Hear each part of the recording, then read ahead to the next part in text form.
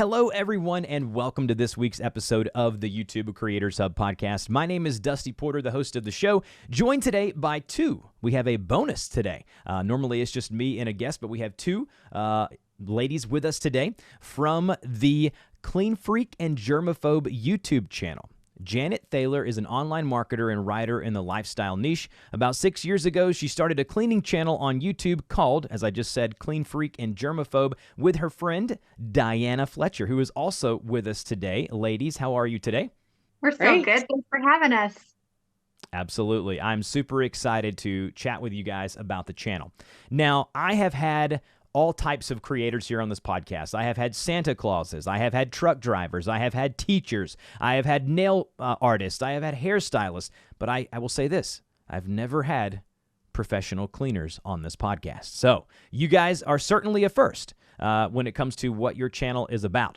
So as I mentioned in the intro, the name of the channel is Clean Freak and Germaphobe. Whenever I'm doing my research on different channels, I always go to different niches and I try to find people in those spaces who can really talk confidently about growing a channel. Your channel now has over 256,000 subscribers, over 700 videos, and you've been doing this now for years. And we'll talk about kind of where you are in your journey. But I'm going to go ahead and toss this over to Janet first. Can you tell us the origin story of the channel, of how this whole thing came to be? Sure. I am an online marketer, like I said, and I did influencer marketing for other brands. And I did it for Purple Mattress. Actually, I tried to find influencers that could help sell this new mattress that no one had ever heard of. And as the result, they asked me to do an unboxing video, and they're supposed to come and film my husband and I unboxing this mattress. They gave us one. And I put it on YouTube and it started making money. It started paying for my daughter's daycare. And that really woke me up to the potential of YouTube. And then I, as my work was going, I would get all these products like more mattresses and more things like that, and just the random things. And so I decided I want to see if I can make money on YouTube, because I'm a blogger and a writer, and it takes a lot of traffic to make money. And I really, at the time, you didn't have to get monetized. You were just automatically monetized. So I was already making money, and I was like, this is really cool. I have all these products, and I should just start a review channel. And so I didn't know Diana very well, but our daughters were best friends from kindergarten, I think. And I said, hey, can I come over and can we do reviews of just random things and just try to start a YouTube channel? So it was Two Moms Review. And long story short, we went to a conference a couple years later. I don't remember, probably 1 or 2 years later, we were still doing it. And it was random. And we needed to niche down and find a niche. And the most popular video was how to clean a mattress, because I was cleaning a lot of mattress covers at the time. And so Diana looks at, like, we had someone on the stage that was a cleaning channel, and it was with Daryl Eves. And he was going over the channel and telling her how to improve. And Diana looked at me and she goes, I think we should be a cleaning channel. And I'm like, no. And she's like, I know. And we both were like, no, we don't want to do it. But we just saw that that was a great niche. You know, we're already cleaning our houses, and I'm married to the most extreme clean freak, and I'm always trying to one up him and stay ahead of him. And so it was already something that was really interesting. So that's what we did. We changed the name from Two Moms Review to Clean Freak and Germaphobe. I love this. So the Clean Freak is you, Janet, and the Germaphobe is Diana. You have a great little image on your channel banner notifying that. I'll be honest with you, I am very far from a clean freak, but marrying my wife, who is a very close to a clean freak, I would say close to OCD, she has certainly changed my ways. When I was younger, a teenager, early 20s, I was the normal, messy, person. But after living with her for a few years, I realized I like things to be neat and organized and where they are. And so it's interesting. I actually have a buddy of mine who is really big into detailing and cleaning cars. And there's a YouTube channel. I'm trying to get the guy on the podcast where he basically shows himself start to finish detailing cars and trucks. And he's got millions of subscribers. And we watched this one video where he had this machine and he took his truck to the beach and he rode it on the beach in Daytona, Florida. And he said, this is how you get sand out. And he had this little vibration machine. It just blew my mind. So It's so cool to talk to you guys and to talk to a channel who has 2 million views on a video called How to Get Pee Out of a Mattress is just amazing. You guys are awesome. That's the beauty of YouTube. Now, Diana, I'm going to ask this question directed to you. When she approached you and you approached you about this and this channel kind of started taking off, what were your initial thoughts when the channel started taking off and you started getting some traction? Oh my gosh. It was crazy because when I started out, I didn't even know. I was the beginning of beginners as far as understanding YouTube, understanding affiliate marketing. I didn't get any of that at all. And so I had been picking Janet's brain. I was like, I don't get it. How does a blogger make money? How does a YouTuber make money? And as she was kind of introducing me to this whole new world of YouTube, the concept that you could make money just by creating these videos, just it blew my mind. And you know how it is with YouTube, it starts off small, and you know you get that first check, and it's like, I don't know, 80 cents or whatever, and you're like, woohoo! I made, I don't know, 20 cents an hour the last 5 years or 2 years or however long you're doing it. But then when those checks get bigger and bigger, and you start realizing, gosh, you know what, I'm making money, and I didn't even do anything yesterday. I didn't go to work yesterday. I made money when I was sleeping because of either ad revenue or affiliate income. It blew my mind and opened my eyes to the possibility of what an income can be as a YouTube channel grows. So it was very exciting. And we're going to go ahead and I'll toss this to Janet. Are both of you now full-time working on the YouTube channel, content creation? Yes. Okay, so you guys do it full-time now. And what did both of you do prior to getting into YouTube? So I was an affiliate marketer, and I have done all sorts of things, but I was in the mattress niche.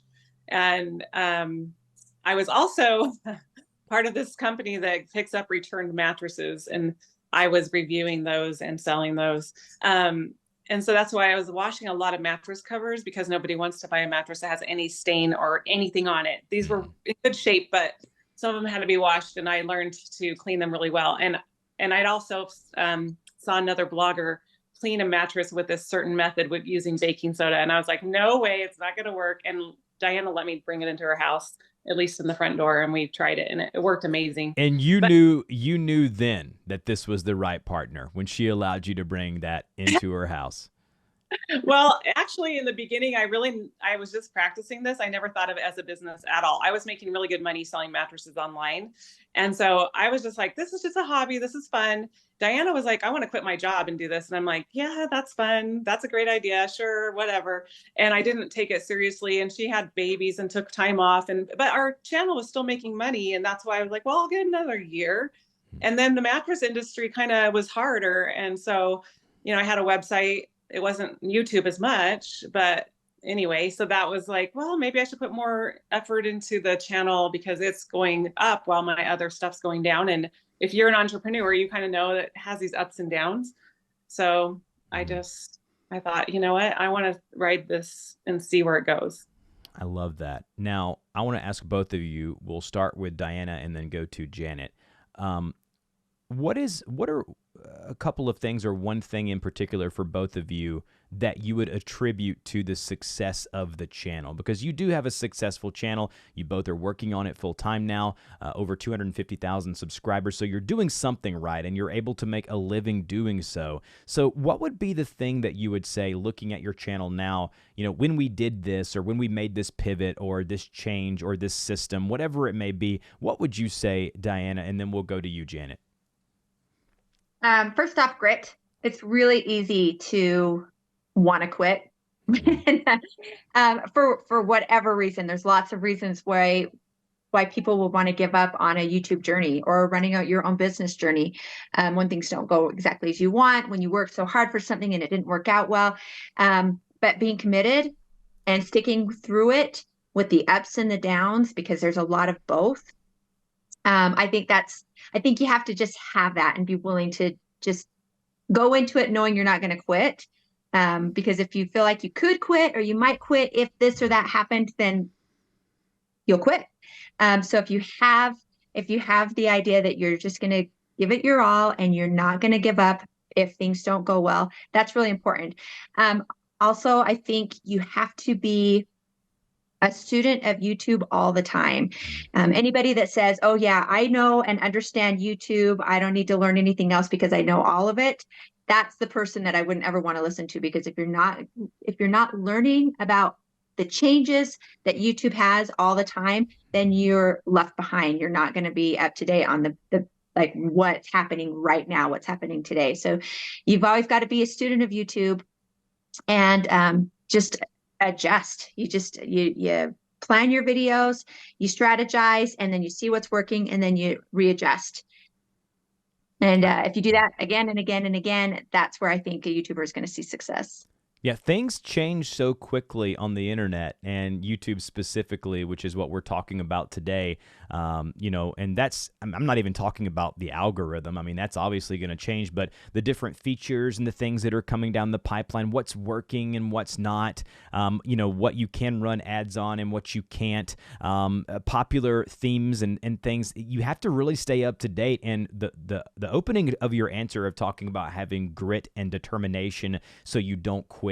I can't tell you how many times, whether it be this podcast or my YouTube channel early on, I was just ready to throw the towel in. I was ready to say, I'm not getting what I want out of it, whether it be monetarily or views or, you know, numbers, whatever it may be. And so if you're listening to this and you're somewhere in the journey with your YouTube channel, I hope you listen to what Diana just said, because it's so true. You have to have the belief in yourself that you will succeed. And it may not happen as quickly as you want it to, especially in today's society where people want things yesterday. They want things so quickly. It may not happen that way, but if you keep your head down and keep hitting the upload button, you're going to see some success if you do the right things. Janet, what would you say about this? Sure. We took a Daryl Eves course, and I'm not trying to plug it or anything. No, I love Daryl. Yeah.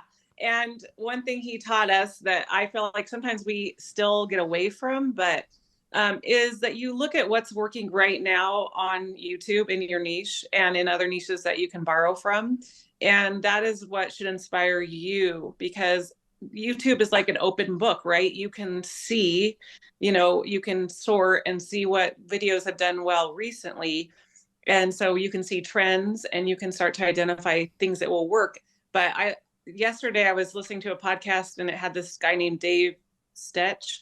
And he said, if there's one thing that I've learned in success in life, it's about cheating off others in a legal and a good way, but borrowing from others and allowing them to give you the strategies, the blueprints, the connections, the ideas. And so I think that, like the other people in our niche, we learn from them and we learn from their successes and trying to apply that to us. We're not copying, but we are getting inspiration from them. It would be ridiculous if, I mean, I coach people around YouTube stuff all the time, and one of the first things I tell them is, well, who's succeeding in your niche? Like, what are people doing well in your space?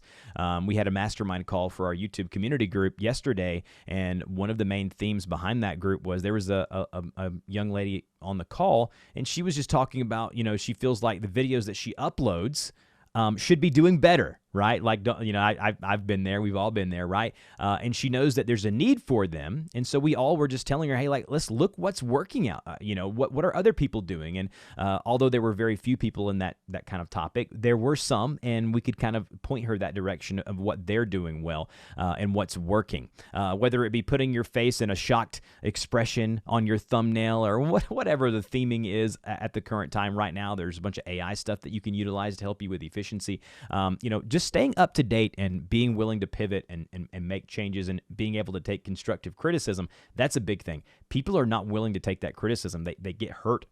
They think that the criticism is just directed towards them personally, and they can't take it to evolve and do better on their channel.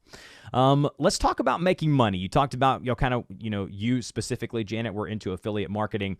So I'm going to toss this one to you. What are the different ways that you guys are making money with the YouTube channel now? And can you give us an average of what you guys might bring in on a normal month? Oh, wow. Just from YouTube? Well, just YouTube and the auxiliary of everything, kind of from YouTube, right? The affiliates, the merchandise, the website, whatever you guys may do. Just explain all of those avenues, if you would.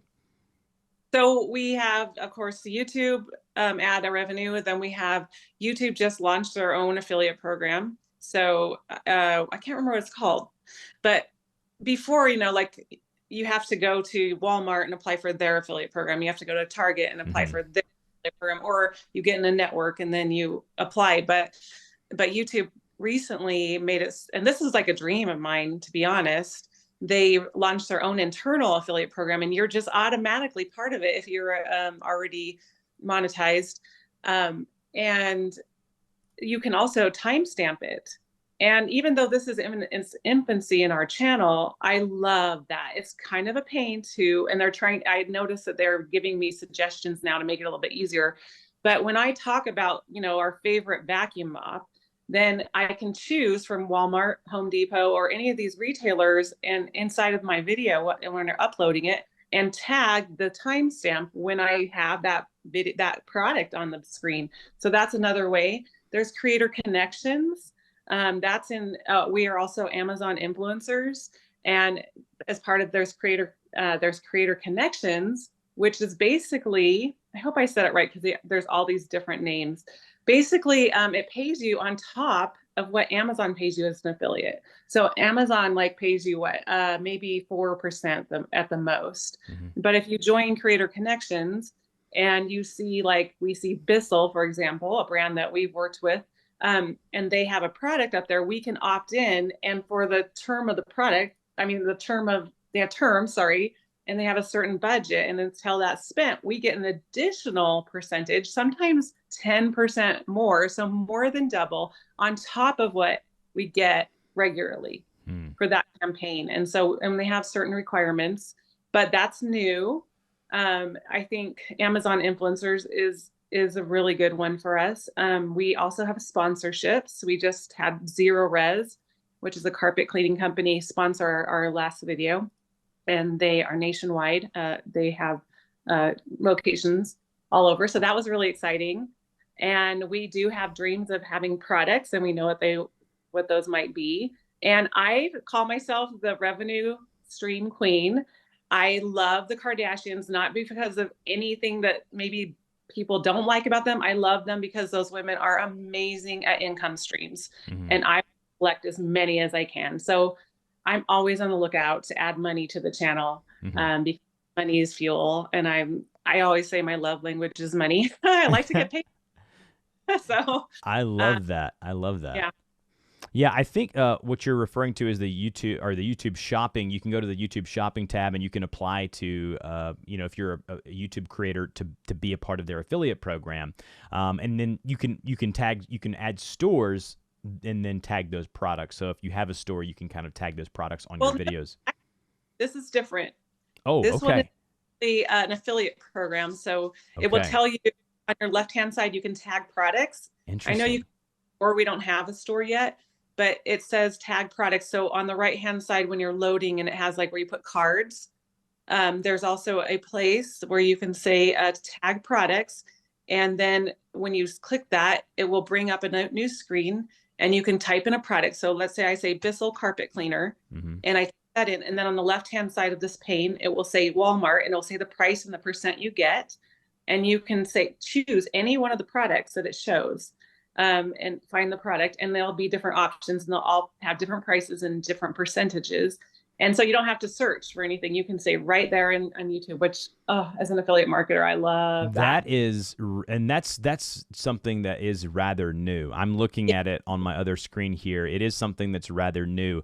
And it looks as if it's kind of like a relationship or a partnership with YouTube and Google between these other big box stores. So that kind of brings, because there's so many eyeballs at YouTube, it just makes sense. I love that. If you're someone who does affiliate stuff and you used to have to go and, for me, I love affiliate marketing. I used to have to go to my Amazon store. I used to have to get new links for all my Amazon stuff, put them in the description. Now it's kind of like it's done for you. So certainly go to your Earn tab on YouTube and make sure that you have that enabled if you're someone that is promoting or has physical products that you can promote. It looks like you can have access to it just by being a partner right on YouTube, which is great. Now, with all of that said, I hate people who say, I've got all my income tied up in the ad program on YouTube. Well, you better not. That's not going to work. I love having all those revenue streams. And as an entrepreneur, I have many of them myself. So I love hearing you say that. And can you give like an estimate of what you guys may make on a normal month? Obviously, it wouldn't be exact numbers, right? But just a channel your size, just give a kind of a good starting point for our listeners. Sure. Diana, can you think about the top of your head for all of it? Oh, goodness. I mean, some of it varies so much, like brand sponsorships varies quite a bit, but just ad revenue alone, it's going to be, I mean, there's a lot of ups and downs. Depends on if videos are really taking off or not, but ad revenue alone is maybe around 5,000, give or take. Sure. Each, right? Would you say that again? Oh, was that each or? No, not total income for us combined, but just ad revenue for the channel comes in, and it varies. Sometimes it's 8,000, sometimes it's 4,000. So maybe 5,000 or 6,000 is probably average just for the ad revenue. Yeah, and it could be more towards the end of the year, Q4, when people are spending more on their ad budget. I know for my channel, it kind of varies, kind of goes up towards then. And everyone's different, right? I talked to a guy who does NBA content, the National Basketball Association here in the States, and he does most of his revenue in the summer because that's toward the playoffs, right? So it depends on kind of what niche you are in. So you're making, a good money with the ad revenue, and then like, can you talk about like affiliate? I assume you guys do killer with affiliate marketing for your channel. In general, we haven't done as many products as we used to, and we're not as focused on affiliate marketing as we used to in that sense. And the way of doing it in YouTube is new. Actually, Amazon is bigger for us. So, I think we make, Diana, I should have written this down before I started, but like total with everything that we make, I mean, what's our range? Usually and obviously this is an estimate. Obviously, the exact numbers we're not going to know, but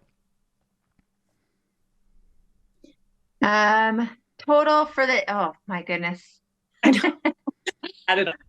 And it the variation from month to month or quarter to quarter is huge. But I mean, we've had $20,000 months, and we've had $10,000 months, right. And we've had, maybe even a little bit more than that. But I would say that's probably the average. Right. Okay. Well, thank you. I'm sorry. I know sometimes it's uncomfortable to talk about, but I want to promote people doing well here on the podcast, and you guys are doing very well. I'm really excited to be able to chat with you guys, because it's so fun to talk to people who've kind of found success. I want to ask both of you this question. I love this question. What is something that you wish you would have known sooner? We'll start with Janet and go to Diana, but something that you look back at and you're like, man, if we just would have known this sooner or implemented this sooner on the channel, we could have grown even quicker. And Janet, we'll start with you on this one. Ooh, I don't have a ready-made answer for that. I feel like we have tried to learn from the beginning all that we can. I think clear responsibilities and boundaries with our partnership is actually probably something that I feel like we still haven't done as well as we could. And we didn't start out that way because we didn't expect success. I mean, again, my mindset was just to learn to see if I could make money on YouTube. And when I made we made $50 a month, I was like, wow, that's great. We made $50 a month. It works. And, I never thought of it beyond that. Even with all the examples, I don't know why I had this certain mindset that I was doing mattresses. I wasn't really taking it that seriously. So when it started making enough that I was like, I'm taking it more seriously, it was surprising. But we didn't start out thinking of a partnership as a business because that's not where my mind was. So I think that would have been a good idea to hammer out before we started. Interesting. I know that's not something on the channel itself. And then we started doing storytelling. Maybe that's a big thing that we just pivoted to. And maybe having started that sooner might have helped us. Okay. And I really wish I would have thought of bringing that in sooner. And the elements of storytelling that we're doing now that probably our audience isn't even aware of, we didn't know to do before. And I wish we had done branding elements and like when I'll do one example, like when we clean something, we came up with saying first wipe because we can't wait to see if the cleaner worked or whatever we put on this dirty stove. And you like to do that wipe across the stove, and you always look at it like it's dirty, like you show it and you see if it worked really well. So now we started saying first wipe. Wipe. I love it. Yeah, the storytelling is big. Gets big. How about you, Diana? What would you say? I would agree on the storytelling. That like implementing that early on would have been really nice, but it's hard to know. Like, how do you tell a story when you're cleaning? Like, how do you tell a story about something that's dirty and then you make it clean? Like, it didn't seem so obvious, but there are stories that can be told with anything. So that was a big one. Trusting ourselves was a big one. Nobody's going to care about your channel more than you. So you can hire people to help. You can hire, and you should have a team of people to help you. But just remember, at the end of the day, it's your channel, it's your baby, and nobody's going to care about it as much as you. And that's okay. Trust yourself, trust your instincts and your decisions, and be okay with the mistakes. Be okay with the learning. That's all part of the growth and the journey of growing a channel. Yeah, I love that. How do you guys manage your time as creators? How do you as people, I know, I don't know about Janet, I haven't asked you yet, but I know, Diana, you have kids, family, relationships, things you want to do personally, outside of YouTube. How do you manage it all? We'll start with you, Diana, on this one. That's a hard one. Still trying to juggle that one, because when you have your own business, and running a YouTube channel is a business, when you have your own business, it's not like a 9-to-5 job where you clock in and clock out and then you can have your mind off of it. Sometimes it's really hard to separate work from home life, especially when you film at home and you're cleaning with the camera at home. There has to be times where you put the camera down, you stop checking the analytics, you stop fiddling with the edits, and you just say, okay, it's family time. This is what I'm going to do. And you really have to mentally compartmentalize, because you can't physically compartmentalize when you're filming at home, which is what I'm doing most of the time.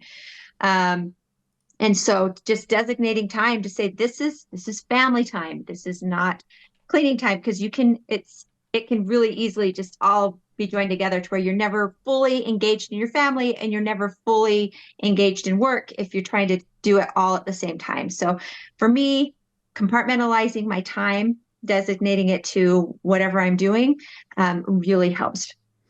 Yeah, absolutely. How about you, Janet? What would you say?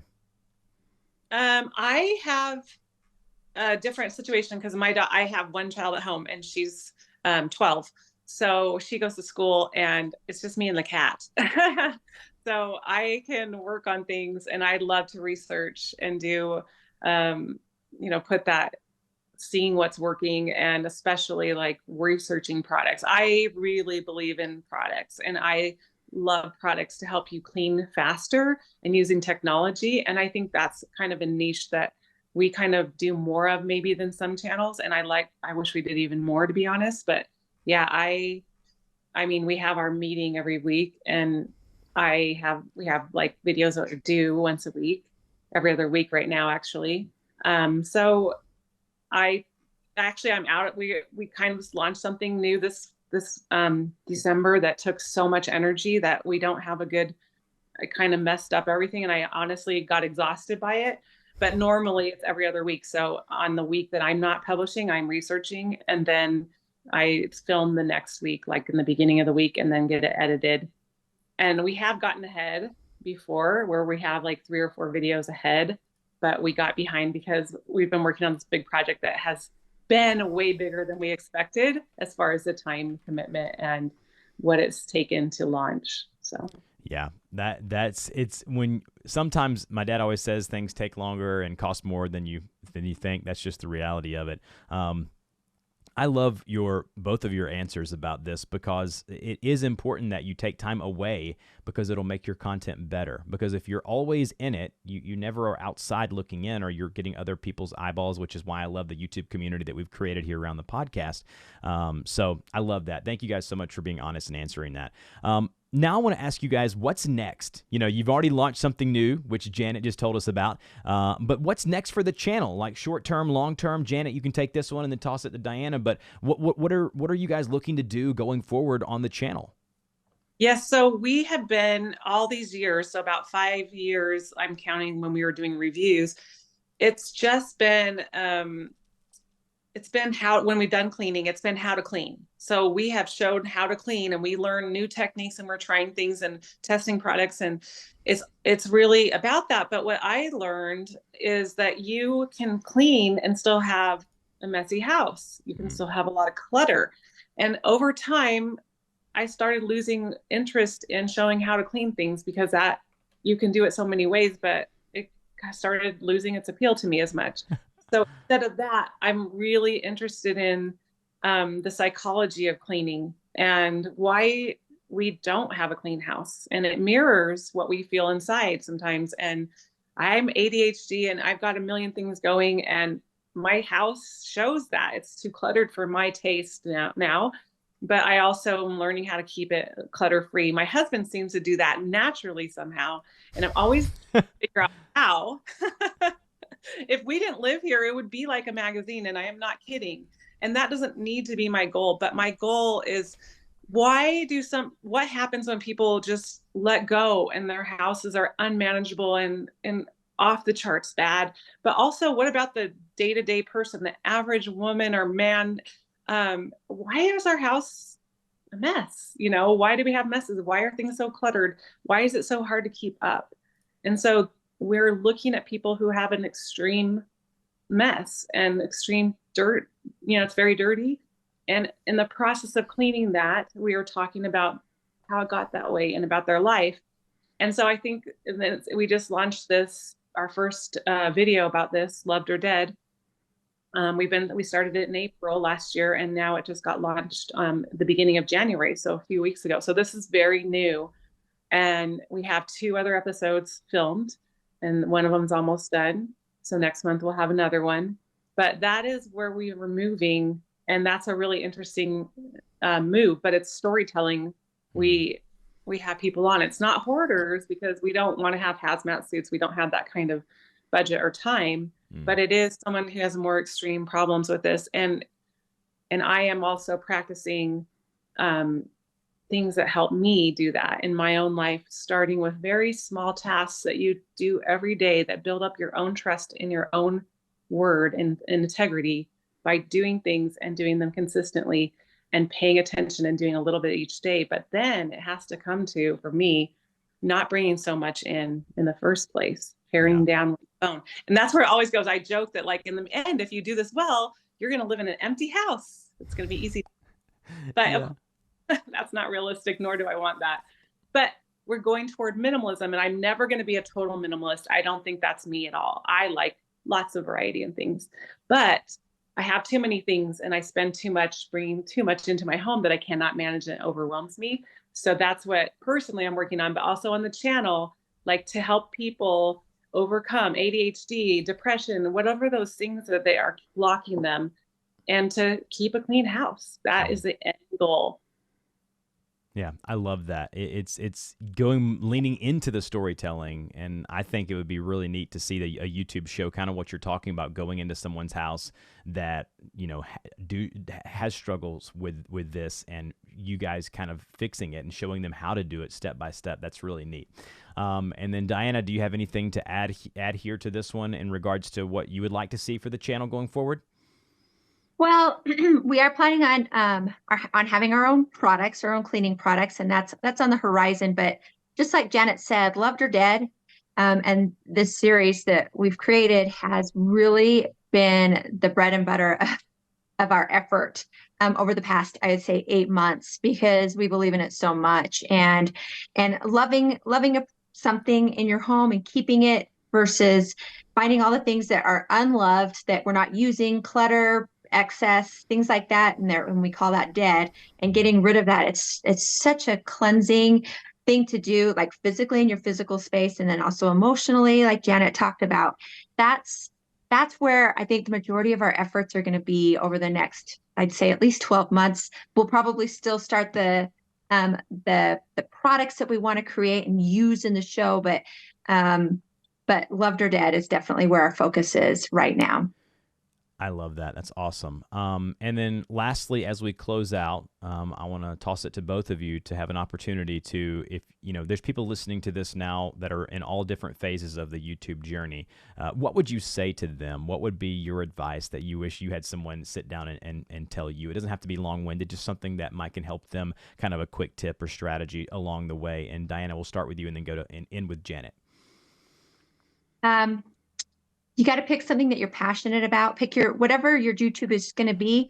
Make sure that it's something that you're passionate about, you love, you believe in, but also be okay with times where you don't necessarily love it, because there's going to be times where it's harder. You're just more grinding out videos when you don't really want to, and you have to just kind of be okay with that moment or that time where you're not loving it, because the overall picture is really important. And also, if you love what you're doing overall, getting through those hard moments or those hard weeks or those hard days, it's easier to do that when you see and you love what you're creating. Yeah, good stuff. Janet?